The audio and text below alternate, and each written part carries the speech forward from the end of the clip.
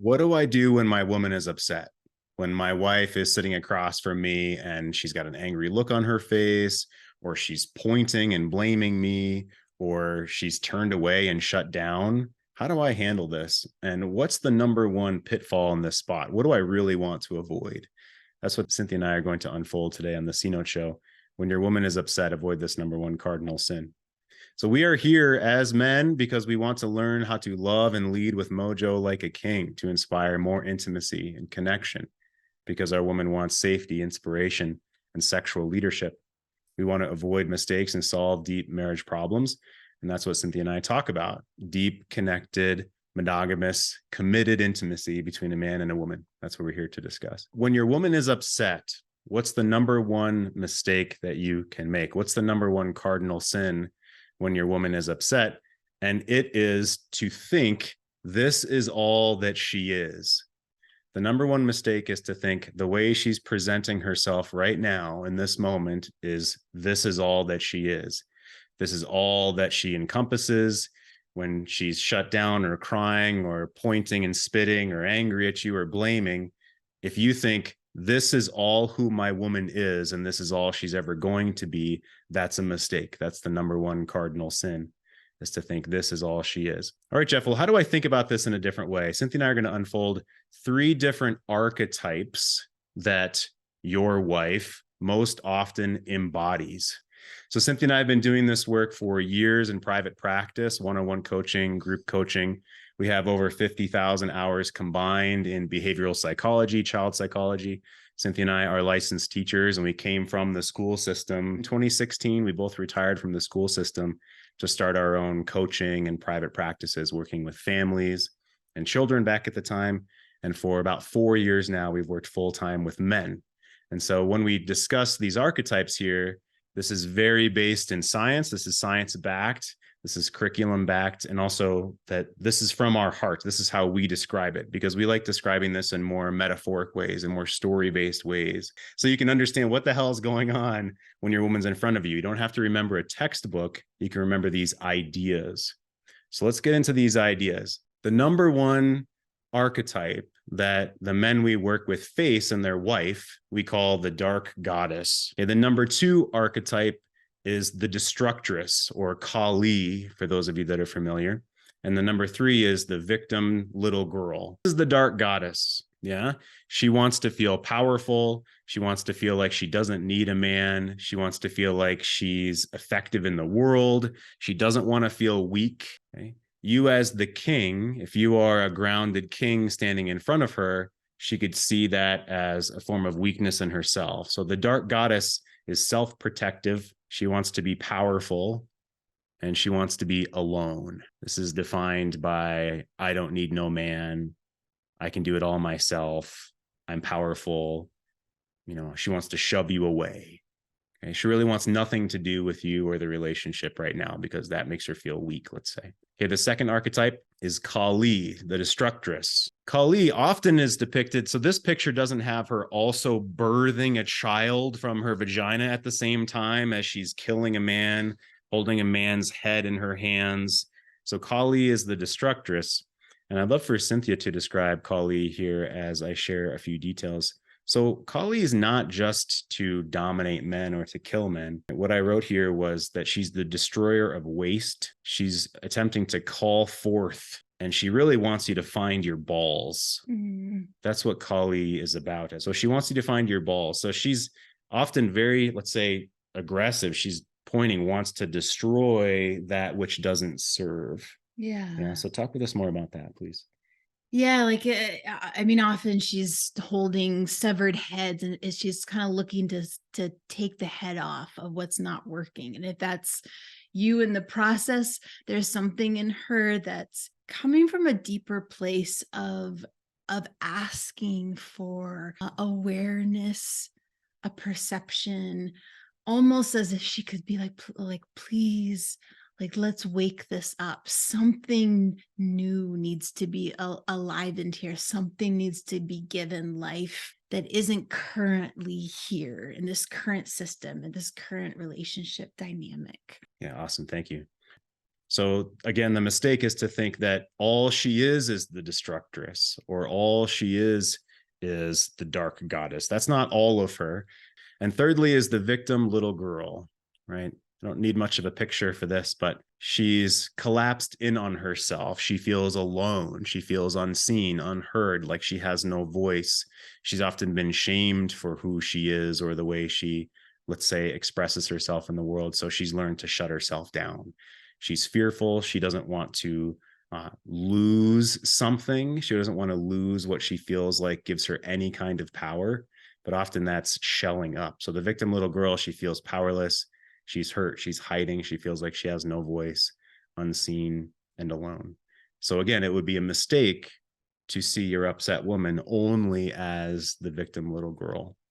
So talk more about, why is this a mistake? Why is this the number one sin to think this is all she is? Yeah, and you mentioned science backed in the very beginning, and very much there is the study of parts theory, that we all have these very could be very separate parts in all of us. And I think why this can be a cardinal sin is when your woman is just showing you one of her parts. Let's say she could be 5 or 10 different parts, and she's just showing you one all the time. There's a tendency in all of us just to assume that everything that comes out of her mouth is exactly what she means to say, is true to her heart and soul, that it's truth that she's trying to force onto you as the man in her life who's trying to understand, trying to interpret. And it then becomes, she can feel pretty unseen and actually pretty powerless, even if she's trying to gleam onto power, because this only this one part seems to have a voice in your relationship. And that actually can make her feel also kind of trapped in that role. And then this is the only way she feels she can present herself, to have a say, to have movement, to have some persuasion, when really it's just one slice of how her soul is coming out in the moment. Yeah, thank you. So what is it about, how does she want a kingly man, a man that can pervade this, see past this, even though she's saying, no, I really am the dark goddess, so to speak? As we said, she might say to you, no, really, I don't need a man. No, really, I'm powerful in myself. What are the other parts of her wanting, even though that's what she's presenting? Yeah, I would say every woman is made up of like very intense parts, and then smaller, subtler, quieter parts. And so those other pieces of her that she's not even allowing to the table are going to feel so unknown. They'll feel in her like it's limbs of herself that are atrophying. And so this is the psychological reason you hear women say, I don't know who I am anymore. I don't know my role here. I need to find myself. It's because of these other limbs, we could say, that have had no air, no breath, no life, because of her unknowingly doing this to herself. Thank you. Yeah, that's really well said. We're going to talk here in a moment about what to do about this, best practice about this. Let's open it to questions. Who has seen any of these forms in your woman? The dark goddess, where she wants to be powerful within herself and doesn't need a man, or the destructress, where she's really wanting you to find your balls and she's wanting to burn away what does not work. She does want you to step up as the king, but she's trying to destroy what doesn't work. Or the victim little girl. Says we found a photo of his ex. I'm not sure which one it was. Maybe it's all three. Yeah, come on in, buddy. How about all three? Yeah. I mean, I know, Jeff, you're working with me personally on some stuff, but I think I see all three depending on the day, depending on the moment. Where, Cynthia, what you spoke to, my wife sort of wanting to understand who she is. I think she steps into those roles regularly. And I think that's creating a lot of confusion for her as well, because sometimes she feels like the scared little girl, and the next moment she can feel like the dark queen. And the dynamic it adds to our relationship is a lot of like the push pull that you talk about, you know, I'm trying to interpret what that means for me and us, and she's really just trying to flex into those different identities and feel what it means like for her. And what she, I think, asks from me is to be okay with all of that flexing and create the space for her. And what I tend to do is like, oh, is this who you are? Oh no, is this who you are? How do I respond to that person? Yeah. Wow.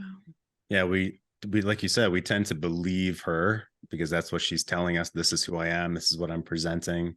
And she really, again, what does she want a masterful man to know when she's presenting that front? Your perception and your awareness of this. I'm just so grateful that your wife has you with that awareness. When it's just the one piece, it's kind of like there's like these, you know, cushions that, you know, different pieces of her might come sit in front of you with. And when only one is there, the others get swept aside. When a man is aware that this is just an entity that's come forward, that's sat in front of me now, just a part, and he has the kingly eye on, I know that there's maybe even 8 other pieces here, 8 other parts sitting on the cushion. I mean, even in my chest right now, I feel an openness. I can feel your masculine allowance, and as if you almost have an eye on the things I as a woman are not even aware of in my own self and being at times. When a masterful man sits in front of you, it can see those other things. It can call those out. And we're going to talk about how to call other parts of her out. But yeah.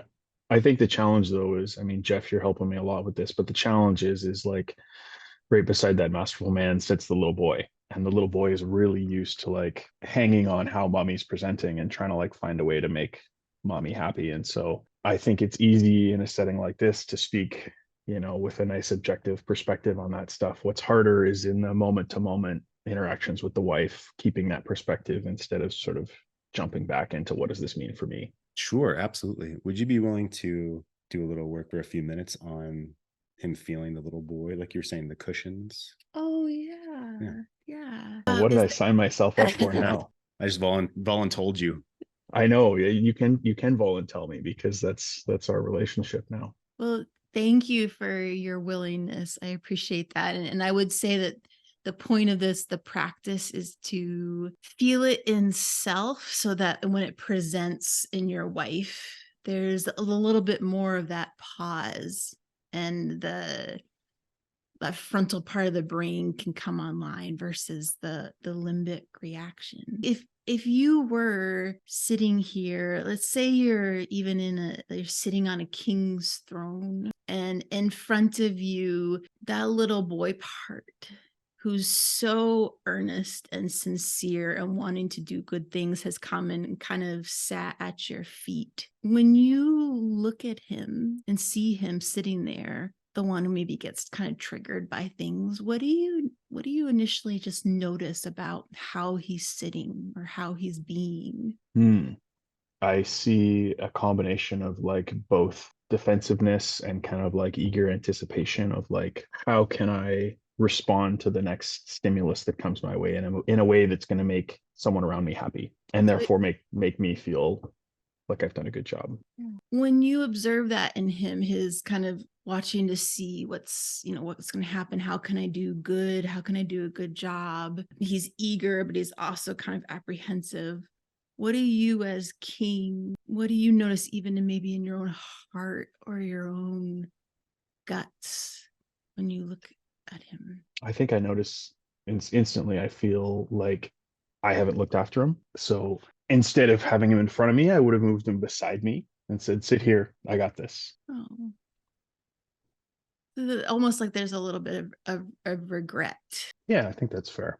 A little bit of like maybe leaving him on his own to fight his own battles instead of standing in front of him. If he came and sat next to you right now, how would he respond? Would anything about him change? Would he be doing anything different? I think he might look to me to see how I react to things rather than feeling the need to react to react to the world himself. What is that like for you as king to see him kind of look to you? I think that feels like right. It feels like it's the right role for him because you don't want to banish him, but you don't want him running the show. You So want to this, show him and protect him and say, "Hey, you're here. I got you. This is how you lead." yeah.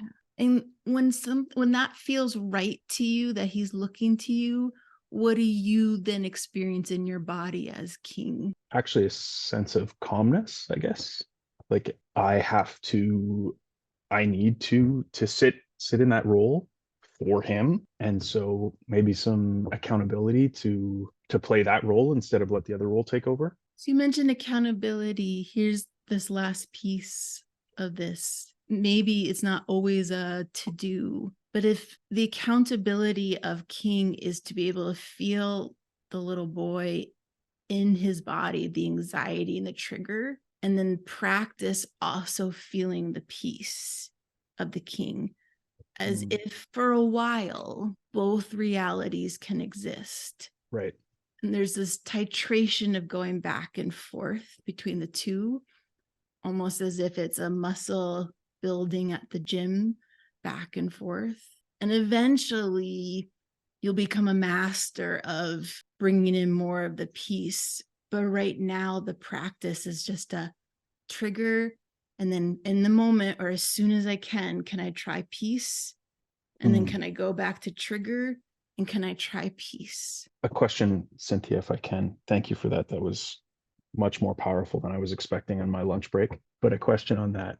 I think one of the practices that I've tried to have is anytime I can catch myself looking for validation or hoping XYZ is going to happen externally, I sort of imagine turning to the little boy and giving that to him myself. Is that kind of what you're talking about? Rather than looking for the external stimuli, but saying, okay, I will give that to him instead of someone else is going to. Absolutely. So I would see that as kind of like a mindset and a practice of speaking to the part, the having the conversation with him. And then there's also like a somatic piece that can you practice even just the sensation of feeling little boy and then somatic sensation of king? Because having that without even having to think of what that means, having that somatic practice will help calm nervous system response,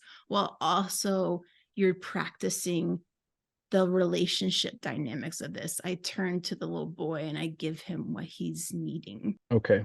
So to pull this back up to the topic of the call, because I'm just feeling now very, very much like I've monopolized a whole bunch of time. The technique to deal with the little boy who's stopping me from having that kingly perspective on all the different parts of my wife is to notice him and to have that, as you said, titration between him so that I can sit in the kingly chair and let my wife expose a part of herself without defining her that way. Okay. Thank you. Thank you. Yeah, thank you. Yeah, that was fantastic.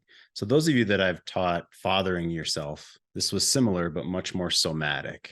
Okay. This is an advanced process. Cynthia just opened with you. She does whole hour-long calls with men on this. And one thing I just want to clarify is in the moment in front of your wife, you're not necessarily going to be able to feel both and titrate back and forth. Okay. You start that in your own practice, in your own meditation, and your own provocative meditation. And one piece is you could look to the right and feel king, and then look to the left and feel little boy. And there's a lot of science behind midline, crossing the midline with your vision, crossing the midline with your thoughts. So that's one way to practice on your own. And then when you're in front of your woman, really, to me, it's about soothing yourself with the king. So moving into king as best you can. And for me personally, it's a matter of generally breaking eye contact, breathing, and not responding for 20 seconds or 30 seconds so my body can physically calm down. And then if you've practiced feeling king strongly in your own meditation, say, then it gives you an anchor to pull back to when you're in front of your woman. Yeah. Would you want to add anything onto that?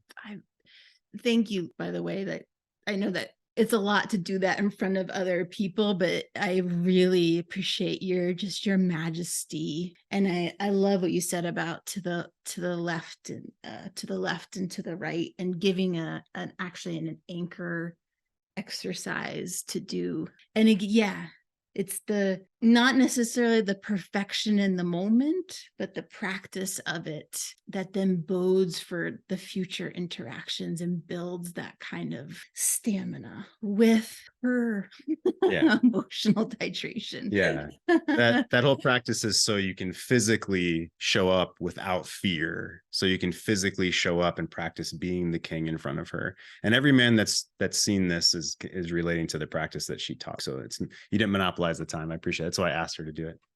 Good stuff. So in about 5 or 10 minutes, I want to go into what to do and more simple things to say in the moment with your wife when she's being the dark goddess or Kali, the destructress, or the victim little girl. What to do, what to say. I'll share that with you in a few minutes. But first, there's guys in the chat. Come in and give us an example of when you've been in front of her and how you handle it or how you see this.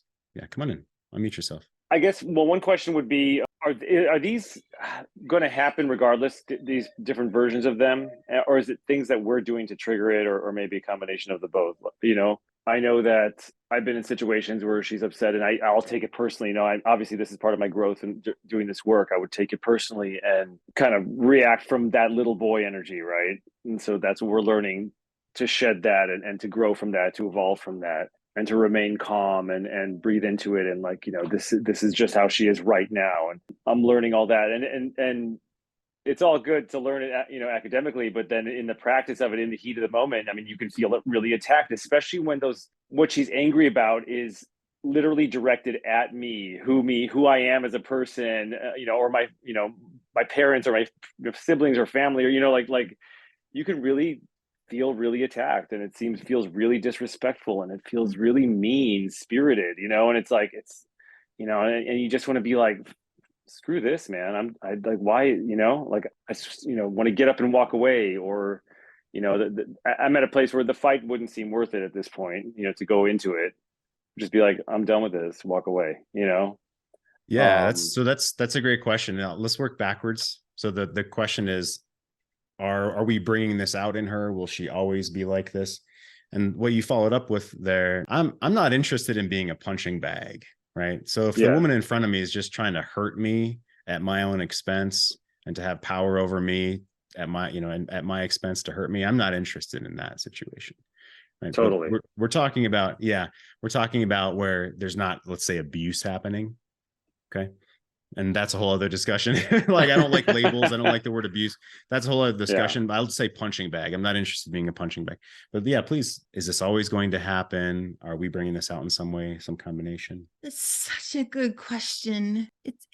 I would say women have all these cast of archetypes in their energy. And what part gets kind of inflamed in her that she shows you is like from where she's been in life. I mean, I also look at, there's a spiritual context here that the person in front of us is going to bring out the pieces in us that most need strength, gumption. Maybe they are the perfect stepping stones for you as a man as you move into kingliness, that are the things that teach what you want most and what you're willing to stand for and not deal with. So her being a direct reflection of who you are and you caused it is never the case. It's kind of like, here's what's playing out. If you want to use it as this crusade of what you're wanting to learn and use it as the fodder, wonderful. If it doesn't work for you, then you don't have to take on what she's telling you the fault is. And could there always be a little kernel of truth in how she's, you know, showing herself? Sure. To me, it's like, what is the gift here? And then where do you want to stake the walls of your castle of what you choose to use as energy to grow with, and then what are you going to send back to the swamp, because that's where her energy's coming from with you. Yeah, all the world's a stage and Good we're stuff. actors, right? And so anything that really gets under our skin, there's definitely something to explore within ourselves. But regardless, she is going to go through different parts of herself, because she's human as well. She's human. She's another human as well. It's going to go through these questions and these phases, let's say. Yeah. So it's not all your fault, like she may say, and it's not that she's broken, like you may assume. It's a soup. It's theater. Yeah, good stuff. Thanks. Yeah, Jake's coming in. Something I just said, kind of, it's not worth the fight anymore. With my ex, I fall there pretty often, to the extent now that we're friendly and we're businesslike, but there's nothing to fight over, except a couple months ago. She regularly played the hurt little girl, the victim, but occasionally pulled out the other two, and it displayed the other two rather. And she was on a rant about, I don't need a man. And I was, this is her now. This is not my wife. So I just let her rant until she ripped into the next stage of, and I need to make sure that our daughter is like that too. And that was a fight worth having. So I wish I had remained a little calmer. It's the last time I got emotional with her, and did kind of, I went on the offensive and attacked a little bit. And I said, how dare you put that on her just because you decided you don't need a man? You're going to make it wrong for her to want one? It was a pretty good line, pretty good jab. Yeah, that's pretty good. Yeah. I wish I hadn't been so aggressive with it, but yeah, it was just the three archetypes were swirling, but that one came out. And then when she, if that's the way she wants to live her life now, that's her life. But to put that as the path for my daughter, I kind of felt the need to step in front of the little girl and protect her. And that's well said. And I'll ask Cynthia a question about that, which is, so you now know what you don't want. We have to often find what we don't want first as a path to what we do want. So you don't want your wife teaching her to be the dark goddess that doesn't need a man and all of that comes with that. So you don't want that. Talk about, please, which we don't have on our slides today, and it would serve for me to add this, which is what do we want in our woman, and what does she want to be in the world? And the way Cynthia and I talk about it is the priestess. The priestess is powerful. She knows herself. She can bring, let's say, magic to a situation. She can act on her own, but she also wants to be in relationship. Yeah. And so talk about this archetype that we use in the priestess, so that in other men, for instance, because I don't have a daughter, right? I'm faced with that, so that we can know a vision of what we want potentially for our daughter and for our woman, especially in this context. So what is the priestess as an adult woman? How does she feel? She doesn't feel powerless. She doesn't feel alone. She doesn't feel necessarily hurting or want to destroy. What does the priestess feel? Yeah, and I think this is where I'm just so grateful your daughter has you, because even the word priestess can kind of, put a young girl or a woman into this, like, I just am perfect all the time and I have it all together. And it's really not that at all. It's an allowance that she has wants and needs and desires.